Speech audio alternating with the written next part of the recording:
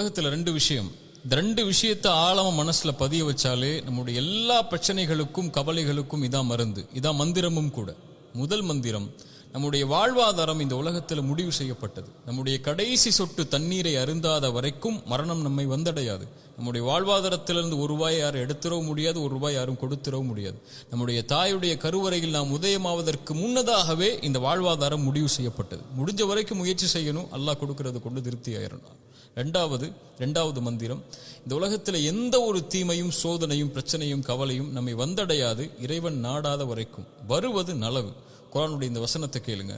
குல்லை யுஸீபனா இல்லா மா கதபல்லாஹு லனா ஹுவ மௌலானா வ அலல்லாஹி ஃபல்யதவக்கலில் முஃமினூன்.